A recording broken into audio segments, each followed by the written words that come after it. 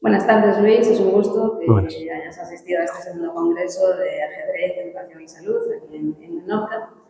Y bueno, queremos simplemente conocer cuál es tu opinión sobre la integración del ajedrez en los programas educativos formales y cómo crees que se puede promover esta integración. Bueno, en el primer ámbito educativo yo creo que se puede introducir adaptando cualquier asignatura, porque al fin y al cabo el ajedrez, como engloba también geometría, matemáticas, nosotros lo introducimos mucho con idiomas, reforzando tanto en inglés como en euskera en nuestro caso. Podíamos reforzarlo todas estas materias en cualquier materia.